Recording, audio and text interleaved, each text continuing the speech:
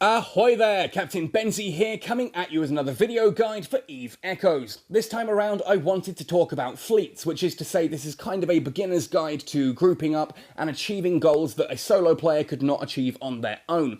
Before we jump in, I do want to say we obviously have the end of the beta up and coming right now, which does mean the servers are about to go offline. We don't know how long for. I have recorded a load of EVE Echoes content. I will be still posting some stuff, even with the beta down, just talking about other things that I've done during the beta, just having like a look at some of the ships and that I fitted, and talking about those.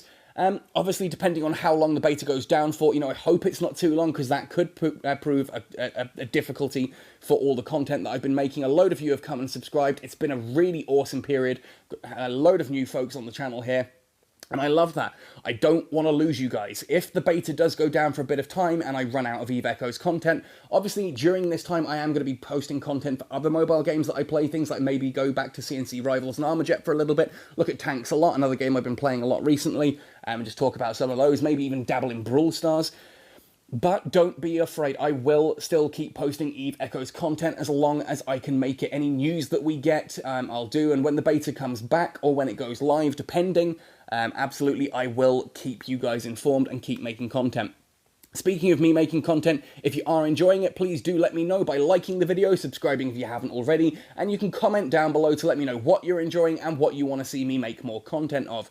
Certainly as well, come and find me on Twitter, on Facebook, Instagram, Discord, Patreon. You can even come and find me, obviously, in-game while the servers are still up. It's been amazing floating around and having you guys sort of, I jump into a system, people go, hey, it's Captain Benzie. I feel a little bit like a celebrity, and that's really quite humbling. So thank you all so much for your support.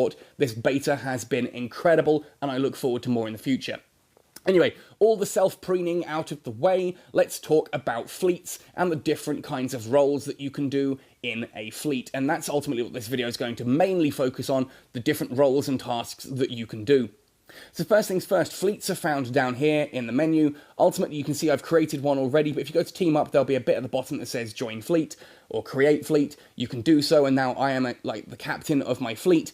I can find other players, I can use the history to find players I've fleeted up with before, I can even tap this little plus symbol, and that'll bring me to a search function to invite other people. I can invite people in local, as you can see here. I can go to my friends list and invite anyone on there who's online, and when corporations are added, which they may be by the time you're watching this video, I can invite people from my corporation directly in too. So that's how you join a fleet. But what is the purpose of a fleet? Well, I kind of touched upon this in my Stealth Bomber video, and I need to make an apology on that in a moment. In my Stealth Bomber video, I talk about how you can use a Stealth Bomber to jump into a field, blow someone up, like, say, a Retriever or a Venture 3. The difficulty there, though, is that the Stealth Bomber's very good at blowing up the ships, but with a tiny cargo hold, it's not very good at looting them. Which means you then want something like a Venture or a Retriever of your own to loot the cargo, but then those aren't very good at blowing up stuff, so you've kind of got a ship that's very good at blowing up stuff, but can't loot it, and a ship that can loot it, but that's not great at blowing them up either. So you're kind of left in that awkward middle point. So what you would do there is, why not fleet up? If I'm in a fleet and I'm in a Stealth Bomber and I'm fleeting up with a friend of mine in Adventure 3, I go out into the field, I blow up my target, he comes in and loots them. Later on, we go back to base, we split the loot 50-50 or however we decide, sort of thing. That is what fleeting is all about. And there are loads of different roles in fleets. That's kind of what I want to discuss in this video. It's why I'm in a Thrasher 2, which is an Interceptor, and why I'm going to talk about things like the Vigil and the Burst and other little ships, just to showcase what they can do and kind of the crazy stuff you can do in a fleet. Some of my best memories in EVE Online come from flying around in a fleet with other players. Things like, for example, me out there protecting a load of miners in our corporation. I got jumped by a load of people who were far stronger, bigger fleet than us. They came in, blew me up, blew up our miners, hunted them down and grabbed them. We then pulled together a fleet, went hunting their asses, and blew them to smithereens instead. And that was an awful lot of fun. We came out with a lot of extra ISK at the end of it. Took over a load of new stuff. I actually had some people leave that corporation and a load of people join ours. It was fairly big at the time. But anyway, let's jump into the meat of this video, and that's to look at these different ships. So as I said, the Thrasher 2 is a frigate, but it is referred to as an interceptor. With 2 high slots and some minor skills in small projectile turret tracking speed and activation time, you'd sit there and go, well, why on earth would you ever fly this? Okay, it's fairly fast, it's got a tiny cargo hold capacity, okay, so it's fairly fast, but 2 guns isn't really going to do much, 2 small projectiles with no major bonuses. Correct, that's not the point of this. The point of an interceptor is, as you'd imagine, warp scrambler strength and warp scrambler optimal range. The idea here is that in a ship like this, you would fit a micro warp drive so that you can zoom across the space very, very quickly. Then with the bonus to warp scrambler strength and optimal range, you activate your warp scrambler, you lock someone down in position while the rest of your fleet moves in, slowly brings their guns to bear and obliterates them. In fleet operations, something like an interceptor can zoom in amongst all the other crowds. It's a fairly non-lucrative target because it's not doing much damage. People are going to be tempted to try and blow up the stuff that's got the big guns on it, but the slasher comes in, it locks them into position, and then everyone, you lock your target into position. You decide what your most lucrative target on their fleet is, and you blow it up, sort of thing. You hold it in position while your team blows it up. Now, annoyingly, the reason I bought this was to test are warp scramblers and warp disruptors the same thing in EVE Echoes, because warp scramblers aren't in the game right now. And certainly it doesn't appear to be the case. It just looks like warp scramblers haven't been added to the beta yet, so hopefully we'll see those in the next phase, and I'll be able to do a little bit more stuff with my Slasher 2 Interceptor. I do love the Interceptors. As I said, as you'll see, I've got a Drumiel video coming up, and I've got a video on the Worm. I've definitely gone back to being a frigate pirate. I used to be a frigate pirate back in EVE Online, mainly in a Rifter. I was the eponymous Rifter Drifter. Rifters aren't very good in EVE Echoes, annoyingly, so I moved into Destroyers, but it looks like I'm going back to frigates. Anyway, so let's have a look at some of the other frigates and kind of their weird fleet roles. I'm going to focus on Minmatar ones, of course, because they're my favourites. If we look at the Vigil, you'll see that this is what's referred to as a sniper frigate. You get here the special mode sniper, which I'll come back to in a moment, capacity, small projectile turret power grid need, and inertia modifier all there. 2 small turrets, 2 small high slots, and this special mode of sniper. Now, what sniper mode does is ultimately it's like, if you've watched my drone video when I go into assault mode on that, or the stealth bombers, you've got bomber mode. Sniper essentially locks you into position, it slows you right down, it increases your signature, so you're easier to hit, you're slower and you're easier to hit. You've got a couple of other penalties on there as well, but what it does is it doubles your optimal range of your weaponry, and it doubles your accuracy fall-off. It does annoyingly also reduce the damage of your turrets, which is infuriating. I do wish it didn't have that, because that does kind of make the sniper feel really useless right now. I have got a Vigil docked in Nakugard here right now. I've been testing it, and I've just not been having much luck with that sniper mode. It's nice to come at the distance, but my goodness, it takes so long to kill anything. Anyway.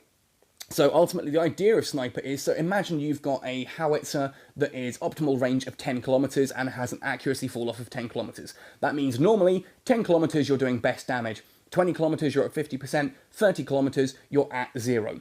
With sniper mode activated and all of that doubled, your optimal range is now 20 kilometers, 40 kilometers for your 50% accuracy fall off, and 60 kilometers for the 0. That is surprisingly useful, and it can be, the Vigil can do some surprising things. If you've got good enough guns on it and a bit of support, yeah, you can drift out into combat anomaly from quite some distance and do a decent bit of damage. It's just unfortunate with only 2 turrets, you can't do much damage, so you're not going to be doing like tier 8 anomalies in this frigate, sadly. It is good fun, and I hope we see some slight buffs to snipers. Now, the second one I want to talk about here is the Burst. The Burst is what I would call a logistics frigate, and you'll see that at the bottom later on. Logistics, don't get confused with logistics like hauling. I really wish they would rename hauling to hauling rather than logistics, because it gets confusing. Battle fleet logistics is things like remote armor repairing, remote shield boosting, capacitor transfer, all that kind of thing. Now, the idea of the Burst here, if you look at it, again, it's not, you've got your 2 high slots, but it's not a gunboat. You're not really worrying about your guns and what you're going to be doing here. You're going to put remote shield boosters on this instead, and you're going to sit behind the rest of your fleet, pumping their shields up. What a remote shield booster does is, as the name suggests, you can target someone in your fleet, and you just act as an extra shield booster for them. This means that they can focus on just blowing stuff up. You kind of act like a healer would in other RPGs. So, for example, like, if you've played World of Warcraft or Final Fantasy, and you've been things like a priest or like a scholar, this is kind of the same idea. You're healing up people in your team, you're refreshing their shields, that kind of thing there. And I love the Burst frigate. I've had a lot of fun with that in the past. That's kind of what you do with it. Drumiel and Worm, coming back to you guys in a future video very soon. Interceptors we've had a look at. Of course, there are some other ones for the other fleets there. Like you've got the Slasher, Slasher 2, and Slasher 2 Interceptor. Same with most of the others. You've got Executioner, Interceptor, Executioner 2, Condor 2, Condor 2 Interceptor, yada yada. I did actually get some reports the other day that a guy in an Atron 2 was hanging around outside a couple of the gates in sort of northwest nullsec, up in, I forget what the area is called now, near the ore areas, near the outer rim. Was gate camping and just having a lot of fun locking people down with an Atron 2 because it's got that warp disruptor optimal range, which is different to the Slasher 2's warp scrambler. Same with the Atron Interceptor as well. None of these on the market. I'm meant to long press on that. There we are. Warp bubble immunity. Warp bubbles are something that, again, isn't in the game right now. Looking forward to having those added as well. Interdictor bubbles. Essentially, they are bubbles of space that if you fly through, you get stuck. They're hilarious, hilariously funny. Anyway, that's enough on the interceptors. Let's have a look at the assault frigates. Assault frigates are kind of almost like your stealth bombers, just less of the kind of stealth and approaching. They're just gunboats with a bit of extra punch to them. And then we come down to the covert ops ships. Covert ops ships, which you'll see in a moment when I look at destroyers as well. There's quite a few of those in there. Ultimately, the idea of these is to use covert ops cloaking device fittings and stealth device reactivation delay, you know, kind of thing. You drift through, you get into a combat situation. In this case, for the probe, the scan resolution and that kind of thing in here as well. Scan resolution, if you're unaware, is how quickly you lock on to targets. The idea for probe covert ops is to drift through a field and kind of do reconnaissance. It is a scout boat. I need to apologise as well for my stealth bomber video. Of course, I have a standard stealth device, a stealth cloak fitted to the ship there, and I'm getting a little bit confused by some bits in the videos as to why it's not working properly. It's because when I did testing, of course, I had a special ops cloaking device, which is a medium module, but it's a medium module that, like the heavy assault missiles on the stealth bombers, can actually be fitted to that stealth bomber quite nicely, and there will get the bonuses. Covert ops cloaking devices, being medium, you can actually cloak and then warp, which is something I will go back and redo the stealth bomber video when the beta is back up, or when I've got enough money to make another stealth bomber. But yeah, a fit onto these, as I said, fit on their a covert ops cloaking device. They are different, I'll show that later. You can warp and you move much faster in a covert ops cloaking device. Then we have the electronic attack frigates, things like the Vigil E-War. Essentially what these do, if you look at it here, should be fairly obvious what you would do with this ship. Again, you can put a couple of guns on there, but your main ability is to get into combat, whack on an energy Nosferatu, and just drain your opponents that way. It's a great little boat just for shutting down some of your opponents' shutting down your opponent's capacitor and bringing it to your own. Heck, if you can then put on a capacitor transfer on here and transfer what you're stealing from the enemy fleet with that energy Nosferatu into their boats. And finally, one of my personal favourites in the frigates is the logistics frigates. These are just so much fun to use. Remote shield boosters put on there, and capacitor transmitters put on there as well. The idea of this ship is very much like the other burst. You hang around behind your teammates. You are using a remote shield booster to keep them alive, to keep them topped up. Their shield booster's doing its work too, but you're adding an extra shield booster onto them. You then have capacitor transmitters, which do exactly what they say on the tin. It's an energy Nosferatu in reverse. You sap your own capacitor to shove it into someone else's ship and help power theirs, which is an amazing way of helping someone heal. If they're running a little bit low on capacitor, you can top it up. They can then use some of their devices, you switch onto someone else, and so on and so forth. Burst 2 Logistics Frigate can kind of be considered as a healer. Let's have a look at some of the destroyers for similar kind of thing here. Obviously, you know about like the Navy issues and fleet issues. They tend to just be better, more fitted out versions, like either with more turret fittings or extra bonuses here, like scan resolution. The Talwar Assault, we've covered Assault in the drone video. What that one does is ultimately it just ups your damage and other things, but again at the expense of making you a sitting duck and a big target.